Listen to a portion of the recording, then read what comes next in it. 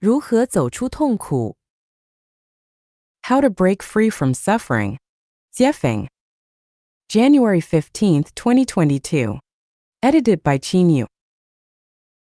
Feeling uncomfortable, depressed, troubled, anxious, worried, fearful, disappointed, and hopeless are forms of suffering.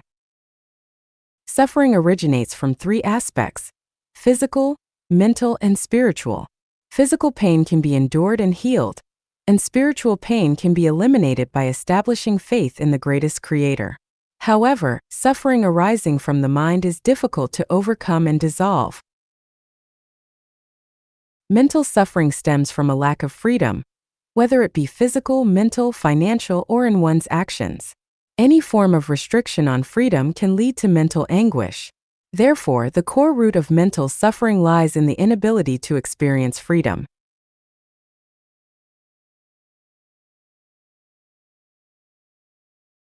To break free from mental suffering, the first step is to identify the root causes that lead to such suffering and eliminate them, thereby allowing mental suffering to disappear. How can we find these causes? Start from the closest and move towards the farthest. Because the closer something is, the more likely it is to cause suffering, while the farther away it is, the easier it is to bear the resulting pain. Starting from the closest, the people who have a close relationship with oneself are likely to be the source of mental suffering. Spouse, parents, children, siblings, relatives, neighbors, colleagues, friends, superiors, subordinates, teachers, masters, partners, fellow practitioners, etc.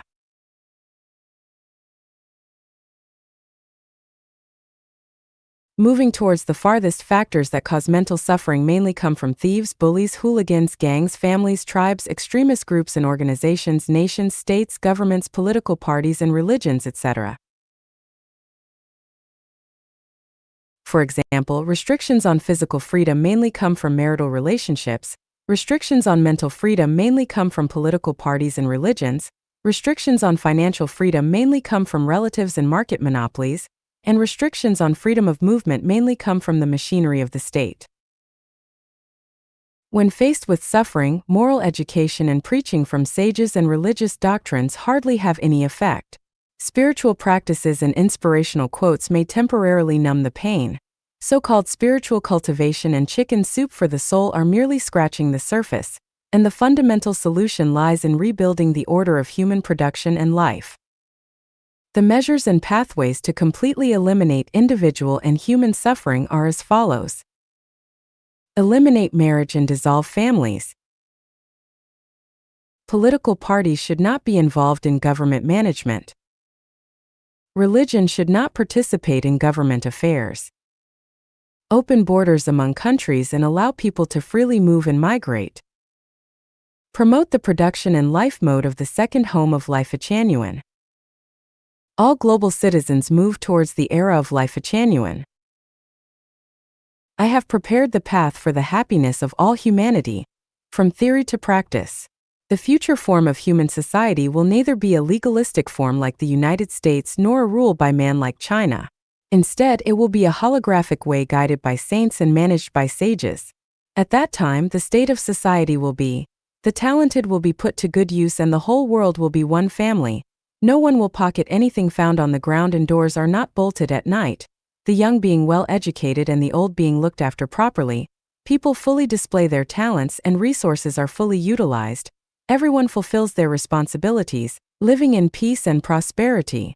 The world will be harmonious, with favorable weather conditions, thriving industries, wealthy and abundant, and suffering will disappear forever from now on.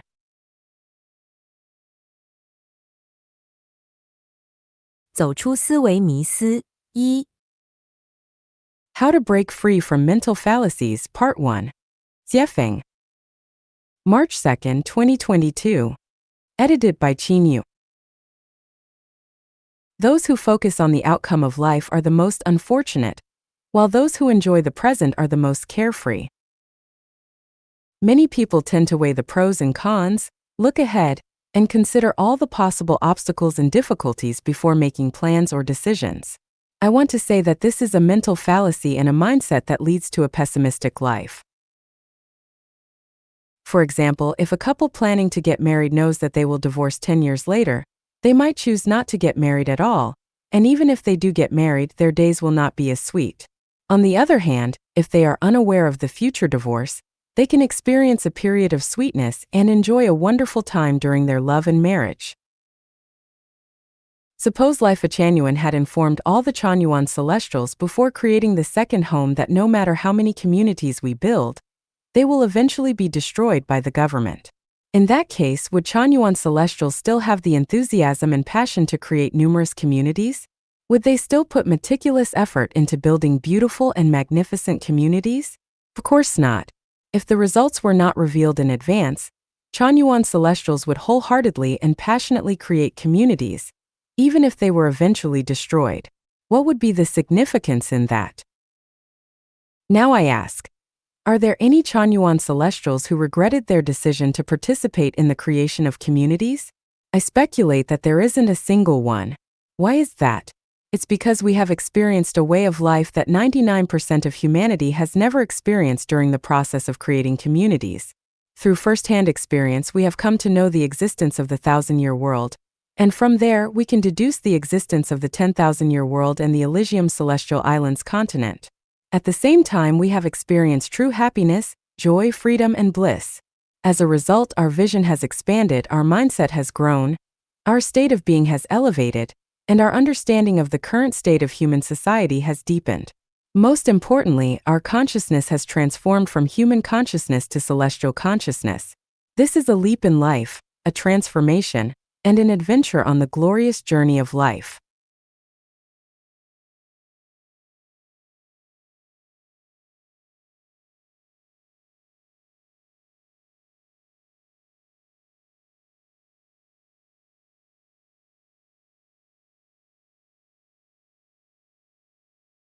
Life. Therefore, I speculate that no Changyuan celestial regrets immersing themselves in the life of creating communities. Therefore, we come to a thinking conclusion. Engage in life, engage in creation, but do not dwell on the difficulties that may arise during the process, and do not ponder over the outcome, because the outcome is within the process itself. If the process is beautiful, life will be more meaningful, and the result of life is bound to be beautiful. So, do not pursue the outcome of life, for the outcome of life is death. What we pursue is the result of life. When life is elevated, no matter how the process of life unfolds, it will be meaningful and valuable. Even if the government repeatedly destroys the communities we have built, we have already obtained what we were meant to obtain and will never regret it. Look at the historical figures. The outcomes of their lives are almost always unfortunate. Knowing that life can be unfortunate, yet people in the present still passionately strive, struggle, worry, suffer, laugh, and cry. This grand drama of life on the stage continues to play out without any novelty. Those who understand this truth live extraordinary, romantic, carefree lives, while those who do not understand this truth not only lead unfortunate lives, but also face even more unfortunate outcomes in life. This is called awakening, also known as enlightenment.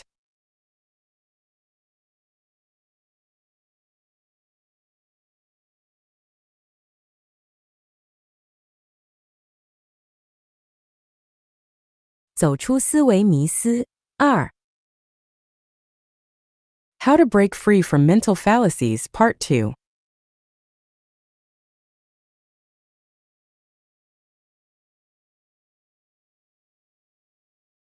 节 March 3, 2022. Edited by Qin. Life shines in attachment, while life perishes in attachment. Merging life and life into one is a mental fallacy in life. Life is merely a brief moment in the journey of life, but the unfolding of this fleeting moment determines the scenery of the next journey. Due to the lack of understanding about the mysteries of life and time, people mistakenly take life as the entirety and ultimate meaning of life. Consequently, they perform tragic dramas on the stage of life. The material world is the manifestation of the non-material world, and life is but a manifestation of life.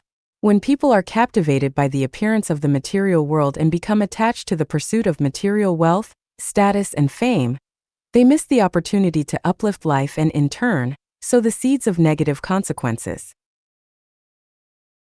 When a fish freely roams in rivers, lakes, and seas and discovers delicious bait, it rushes up and swallows it in one gulp, losing its freedom and becoming a meal on the angler's chopping board. Similarly, when people relentlessly strive for material wealth, power, status, and honor, and eventually satisfy their desires, they are like fish that have swallowed the bait without realizing it, indulging in self-satisfaction. However, they have already become the meat on the devil's chopping board. Not to mention historical and foreign figures, let's take a look at the individuals in modern and contemporary China who have gained fame in the fields of wealth, power, and honor. Aren't they all fish that have swallowed the bait? Now look at ordinary people. How many of them have been or are still madly devouring the bait like fish?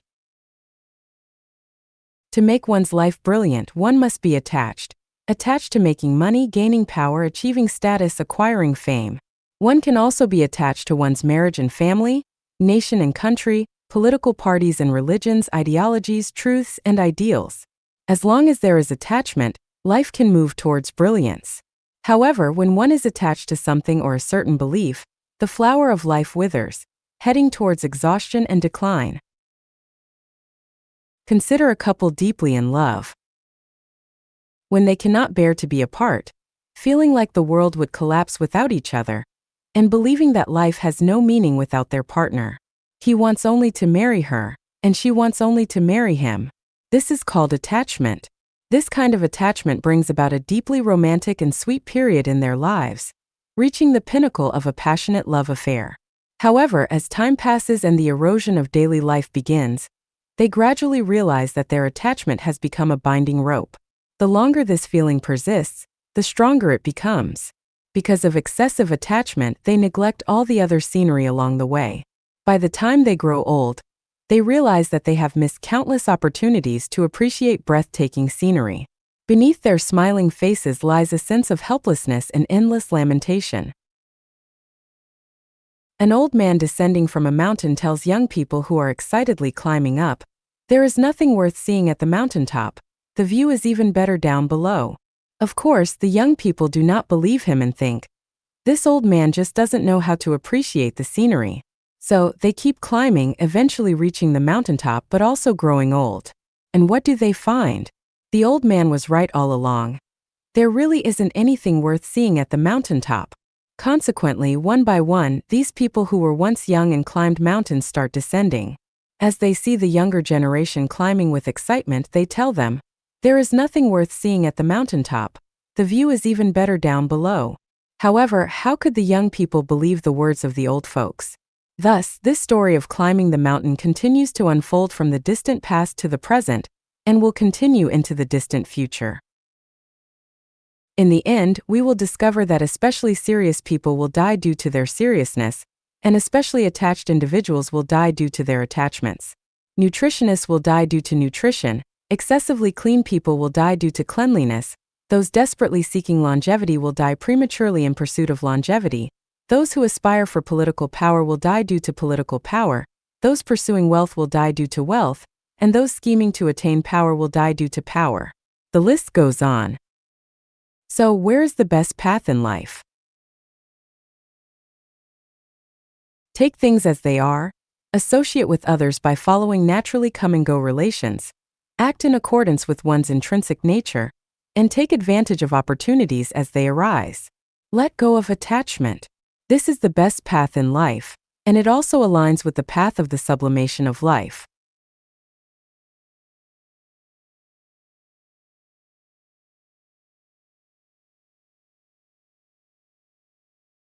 走出思维迷思。3. Breaking Free from Mental Fallacies Part 3. Jiefeng. March 4, 2022. Edited by Qin Yu. Life is enriched through possession, while life withers through possession. When people travel by train, they buy a ticket, enter the station, board the train, travel for a distance, disembark, and exit the station simple and effortless. Rarely does a passenger want to buy and possess the train they are traveling on, nor do they wish to stay on the train indefinitely. Why don't passengers want to buy and possess the train? Because it is unnecessary and ownership would become a burden. Likewise, people do not desire to possess commercial airplanes or large cruise ships because they are merely using them for one journey. Perhaps they will only use them once in a lifetime, so why invest time, energy, and money to own them? However, the fallacy lies in the fact that despite knowing we are merely traveling through this earthly realm for a short period, where everything on earth is not worth possessing and even if possessed, it will eventually have to be relinquished, why have humans tirelessly racked their brains over what to possess?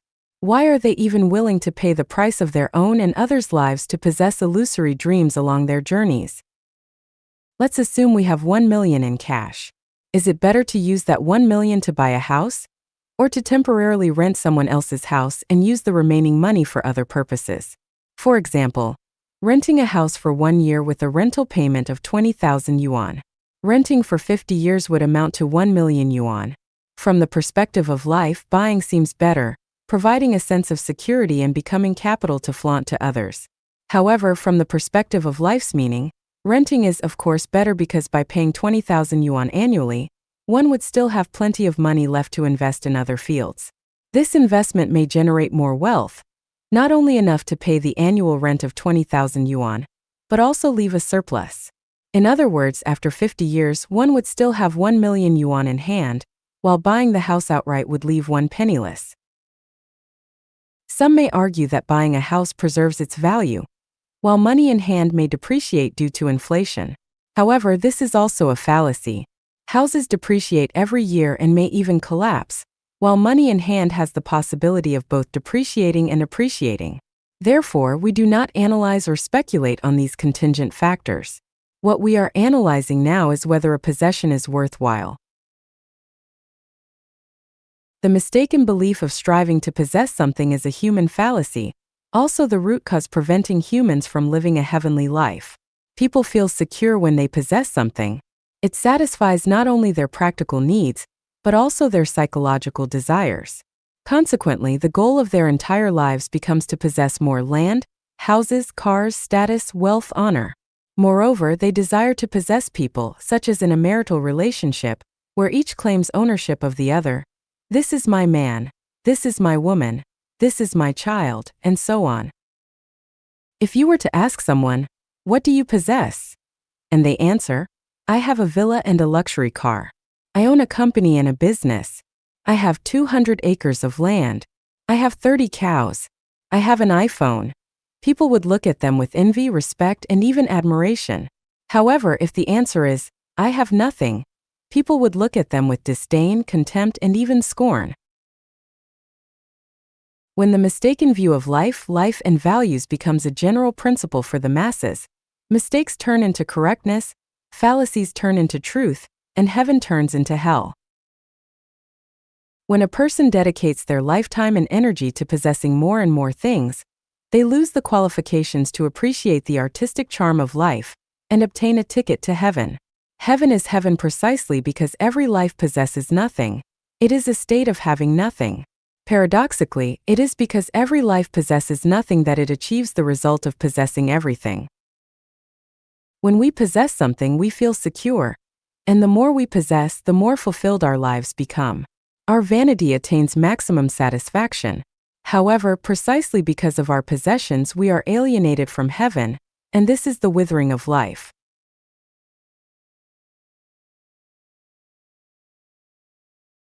人生八悲 The Eight Sorrows of Life. Jiefeng. April 3, 2022. Edited by Qin Yu. Ancient wisdom states that there are three great sorrows in life: losing one's father in youth, losing one's wife in middle age, losing one's child in old age. I do not fully agree with this viewpoint. First, these three sorrows seem to be unrelated to women themselves. Second, these sorrows are not inherent but are created by human cognition and culture. My perspective on the sorrows of life is as follows. First sorrow: lack of maternal love in infancy. Second sorrow: lack of playmates and insufficient opportunities for joyful play during childhood. Third sorrow: lack of guidance on being a human during adolescence. Fourth sorrow: lack of love and the absence of establishing beliefs during youth. Time and energy are expended on the pursuit of marriage, family, and materialistic desires, including food, clothing, shelter, and transportation. Fifth sorrow, stumbling in midlife. Sixth sorrow, being abandoned by family in old age. Seventh sorrow, learning the Bible in adolescence, Buddhist scriptures in youth, and the Quran in old age. Eighth sorrow, delving into cultivation methods and techniques, supernatural abilities, and metaphysics. If one of these sorrows exists, life will be filled with regrets. If two sorrows exist, life will be filled with resentment. If three sorrows exist, life will be filled with pain. If four sorrows exist, life will be filled with defeat. If five sorrows exist, life will be filled with chaos. If six sorrows exist, life will be filled with hatred. If seven sorrows exist, life will be filled with suffering. If eight sorrows exist, life will be a prison. I have the supreme method that can resolve these 8 sorrows. By following this method, the sorrows can be overcome.